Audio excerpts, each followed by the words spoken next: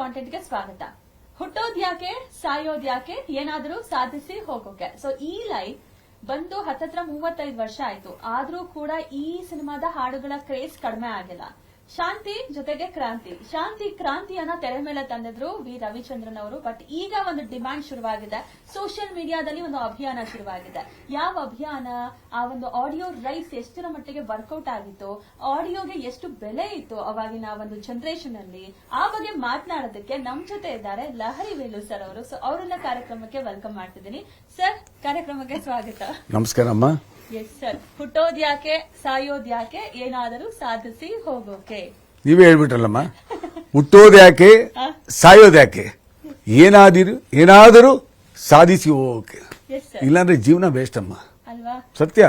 ಅದು cinema field ಇರ್ಬೋದು, ಸಂಗೀತ ಕ್ಷೇತ್ರ ಇರ್ಬೋದು, ಮೀಡಿಯಾ ಇರ್ಬೋದು, ರಾಜಕಾರಣ ಇರ್ಬೋದು, ಯಾವುದೇ ಕ್ಷೇತ್ರದಲ್ಲಿ ಏನಾದರೂ ಸಾಧನೆ ಮಾಡಬೇಕು. ಒಳ್ಳೆ ಸಾಧನೆ, ಕೆಟ್ಟ ಸಾಧನೆ ಅಲ್ಲ. ಸಾಧನೆಗಳಲ್ಲೂ ಒಳ್ಳೇದು ಕೆಟ್ಟದಿದೆ. ಸೊ ಅದನ್ನ ಹಂಸಲೇಖಾಜಿಯವರು 91ರಲ್ಲಿ ಶಾಂತಿ ಕ್ರಾಂತಿ ಪಿಕ್ಚರ್ಗೆ ಆ ಹಾಡು ಬರೆದ್ಬಿಟ್ರು. ಅಂದ್ರೆ ಆಗ್ಲೇ ಲೆಕ್ಕ ಹಾಕೊಳ್ಳಿ ಎಷ್ಟು ಚೇಂಜಸ್ ಬರ್ತಾ ಇತ್ತು ಪ್ರಪಂಚದಲ್ಲಿ ಅಂತ. ಸಾಧನೆ ಮಾಡಬೇಕು, ಛಲ ಇರಬೇಕು ಮನುಷ್ಯನಿಗೆ ಅನ್ನೋ ಒಂದು ದಿಟವಾಗಿ ಹೇಳ್ಕೊಟ್ಟಂತ ಸಾಹಿತ್ಯ ಅದು. 1991ರಲ್ಲಿ ಲಹರಿ ಸಂಸ್ಥೆ ಮತ್ತೆ ಈಶ್ವರಿ ಸಂಸ್ಥೆ, ದಿವಂಗತ ವೀರಸ್ವಾಮಿ ಸಾಹೇಬರು, ವಿ ರವಿಚಂದ್ರನ್ ನಮ್ಮ ಕನಸುಗಾರರು, ಅವರು ಒಂದು ಎಂಥ ರಿಸ್ಕ್ ತಗೊಂತಾರಂದ್ರೆ ಜೀವನದಲ್ಲಿ, ಕರ್ನಾಟಕದ ಧ್ವಜವನ್ನ ಇಡೀ ಭಾರತ ದೇಶಕ್ಕೆ ಹಿಂದಿ, ತಮಿಳು, ತೆಲುಗು ಮತ್ತೆ ಕನ್ನಡ, ಇವತ್ತು ಸೋಕಾಲ್ಡ್ ಪ್ಯಾನ್ ಇಂಡಿಯಾ ಅಂತ ನಾವೇನು ಹೇಳ್ತಿರೋ ಅದನ್ನ ಆಗ್ಲೇ ಮಾಡಿಬಿಟ್ರು. ಅದಾಗ್ಲೇನ ಕನಸುಗಾರ ಕನಸದ ಅವಾಗ್ಲೇ ಕಂಡುಬಿಟ್ಟಿದ್ರು. ಖಂಡಿತಮ್ಮ, ಎರಡನೇ ಮಾತೇ ಇಲ್ಲ, ಇದು ಸತ್ಯ. ಅವ್ರು ತಗೊಂಡಿದ್ದಂತ ರಿಸ್ಕ್ ಇತ್ತು ನೋಡಿ ಈಶ್ವರಿ ಪ್ರೊಡಕ್ಷನ್ಸ್. ಅಂತ ಇಂಥ ರಿಸ್ಕ್ ಅಲ್ಲ ಅದು. ನಾಗಾರ್ಜುನ ಅವರು ತೆಲುಗಲ್ಲಿ, ಆಫ್ಕೋರ್ಸ್ ಜೂಹಿ ಚಾವ್ಲಾ ಎಲ್ಲ ಸಿನಿಮಾಗೂ ಆ ಅಮ್ಮ ಅವರೇ ಹೀರೋಯಿನ್. ಹಿಂದಿನಲ್ಲಿ ನಾಟುಕ್ಕೊರು ನಲ್ಲವನ್ ರಜನಿಕಾಂತ್ ಅವರು, ಮತ್ತೆ ಕನ್ನಡದಲ್ಲಿ ನಮ್ಮ ರವಿಚಂದ್ರನ್ ಜಿ ಅವರು, ಮತ್ತೆ ಹಿಂದಿನಲ್ಲಿ ಅವರೇ. 4 ಲ್ಯಾಂಗ್ವೇಜ್ ಅಲ್ಲಿ ಹಂಸಲೇಖಾಜಿನೇ ಸಂಗೀತ. ಒಂದು ದಕ್ಷಿಣ ಭಾರತದ ಚಲನಚಿತ್ರ ಕರ್ನಾಟಕದಿಂದ, ಅದು ಬೆಂಗಳೂರಿಂದ ಈಶ್ವರಿ ಪ್ರೊಡಕ್ಷನ್ ಅಂತ ಒಂದು ದೊಡ್ಡ ನಿರ್ಮಾಣ ಸಂಸ್ಥೆ ಪ್ಯಾನ್ ಇಂಡಿಯಾ ಸಿನಿಮಾ ಮಾಡಿದ್ದು 99ರಲ್ಲಿ. ಎಲ್ಲ ನೋಡ್ತಾ ಇದ್ರು. ಅವ್ರು ಕೊಟ್ಟಿ ಸಿನಿಮಾಗಳೆಲ್ಲ ಇಟ್ಟೆ.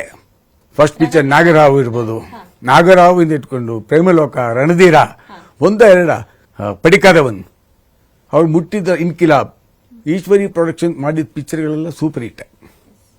ಅಂತ ಪ್ರೊಡಕ್ಷನ್ ಅದು, ಅಂತ ಸಂಸ್ಥೆ. ಅದರಲ್ಲಿ ಇಂಥ ದೊಡ್ಡ ರಿಸ್ಕ್ ತಗೊಂಡು ಕೋಟ್ಯಾಂತರ ರೂಪಾಯಿ ಹಾಕ್ಬಿಟ್ಟು ಈ ಸಿನಿಮಾ ಮಾಡಿದ್ರಲ್ಲ, ಅದು ಅಸಾಧ್ಯವಾದ ಕೆಲಸ. ಅಷ್ಟು ಈಸಿಯಾದ ಕೆಲಸ ಅಲ್ಲ ಮಾಡಿದ್ದು. ಜೀವನದಲ್ಲಿ ರಿಸ್ಕ್ ತಗೊಬೇಕಮ್ಮ. ತಮ್ಮ ಜೀವನವನ್ನೇ ಸಿನಿಮಾಗೆ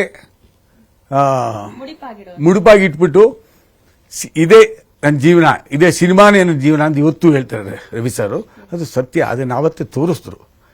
ಅವರ ಧೈರ್ಯಕ್ಕೆ ಸಾಥ್ ಕೊಟ್ಟಿದ್ದಾರಂದ್ರೆ ದಿವಂಗತ ವೀರಸ್ವಾಮಿ ಸಾಹೇಬರು.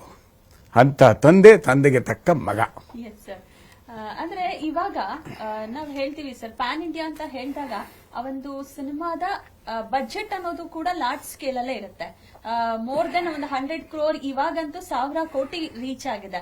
ಬಟ್ ಆ ಟೈಮ್ ಅಲ್ಲೇ ರಿಸ್ಕ್ ಅನ್ನ ತೆಗೆದುಕೊಂಡಿದ್ದು ಅಂತ ಹೇಳಿದ್ರೆ 10 ಕೋಟಿ ಬಜೆಟ್ ಅಲ್ಲಿ ತಯಾರಾದಂತಹ ಶಾಂತಿ ಕ್ರಾಂತಿ ಸಿನಿಮಾ. ಸೊ ಎಲ್ಲೋ ಒಂದ್ ಕಡೆ ನಾನು ಈ ಸಿನಿಮಾ ಮಾಡ್ಬೇಕಾ ಬೇಡವಾ ಅನ್ನೋ ಅಂತ ಗೊಂದಲದಲ್ಲಿದ್ದವ್ರಿಗೆ ನೀನ್ ಮಾಡ್ಬೇಕಿದ್ದೇನ ಅಂತ ಹೇಳಿದವರು ಅವರ ತಂದೆ ವೀರಸ್ವಾಮಿ ಅವರು. ಸೊ ಈಗ ಈ ಒಂದು ಕಾಲಕ್ಕೆ ಆ ಒಂದು ಬಜೆಟ್ ಅನ್ನ ತಗೊಂಡಾಗ ಎಷ್ಟಾಗಬಹುದು ಸರ್ ನಿಮ್ ಪ್ರಕಾರ? ಅಮ್ಮ, ಅವಾಗ 10 ಕೋಟಿ ಅಂದ್ರೆ ರಿಯಲ್ ಎಸ್ಟೇಟ್ ನಲ್ಲಿ ಸೋಕಾಲ್ಡ್ ಬಹಳ ದೊಡ್ಡ ಜನ ಇದ್ದಾರೆ ನೋಡಿ.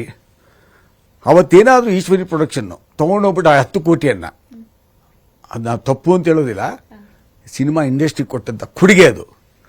ಅದನ್ನ ತಗೊಂಡೋಗ್ಬಿಟ್ಟು ಎಲ್ಲೋ ದೇವನಹಳ್ಳಿ ರೋಡಲ್ಲೋ, ಹೊಸೂರು ರೋಡಲ್ಲೋ, ಮೈಸೂರು ರೋಡಲ್ಲೋ ಒಂದು 100 ಎಕರೆ ಇನ್ವೆಸ್ಟ್ಮೆಂಟ್ ಮಾಡಿದ್ರೆ ಇವತ್ತು ಸಾವಿರಾರು ಕೋಟಿ ಇದ್ದಿರೋದು ಅವ್ರ ಹತ್ರ. ಸತ್ಯ ಇದು. ಅದು ನಮ್ಮಲ್ಲಿ ಮನೋರಣ್ಣ ಲಹರಿ ಸಂಸ್ಥೆಯಲ್ಲೂ ಕೂಡ ನಾವು ಕೂಡ ಮಾಡಿ ತಪ್ಪು ಅಂತ ಹೇಳ್ತಾ ಇಲ್ಲ. ಕೆರೆಯ ನೀರನ್ನು ಕೆರೆಗೆ ಚೆಲ್ಲಿದ್ದೀವಿ ನಾವು. ನಮಗೆ ಆತ್ಮಸಾಕ್ಷಿಯಾಗಿ ಹೇಳ್ತೀವಿ, ನಮ್ಮ ಅಂತರಾಳದ ಸ್ಯಾಟಿಸ್ಫ್ಯಾಕ್ಷನ್ ಇದೆ ನಮಗೆ. ಅಪ್ಪ, ಸಂಗೀತ ಕ್ಷೇತ್ರದ, ಸಿನಿಮಾ ಕ್ಷೇತ್ರದಲ್ಲಿ ನಾವು ದುಡ್ಡು ಮಾಡೋದು ಇದೆಲ್ಲ ಬೆಳೆದು ಇದಕ್ಕೆ ಅರ್ಪಣೆಯಾಗಿ ಇಟ್ಬಿಟ್ಟಿದ್ದೀವಿ. ಅದೇ ರೀತಿ ಲಹರಿನೂ ಹಂಗೆ ಮಾಡಿದೆ, ಈಶ್ವರಿ ಸಂಸ್ಥೆ ಕೂಡ ಹಂಗೆ ಮಾಡಿದೆ. ಇವತ್ತು ಸಾವಿರ ಹೇಳ್ಬೋದು ಜನ ಇದು ಮಾಡಬಾರ್ದಾಗಿತ್ತು ಅಂತ. ಆ ದಾಖಲೆ ಮಾಡೋಕ್ಕೆ ಎಷ್ಟು ಜನಕ್ಕಾಗುತ್ತೆ? ಆ ಶಕ್ತಿ ಎಷ್ಟು ಜನಕ್ಕಿದೆ? ಸಾಧ್ಯನೇ ಇಲ್ಲ. ಅದು ಇದ್ದಿದ್ದು ಈಶ್ವರಿ ಸಂಸ್ಥೆಗೆ ಮಾತ್ರ. ಅಫ್ಕೋರ್ಸ್ ಆ ಸಿನಿಮಾನ ಎಷ್ಟು ಕಷ್ಟಪಟ್ಟು ಮಾಡಿದ್ರು ಅಂತ ಅವರೇ ಹೇಳ್ಕೊಂಡಿದ್ದಾರೆ, ನಾವು ಕಣ್ಣಲ್ಲಿ ನೋಡಿದ್ದೀವಿ ಕೂಡ.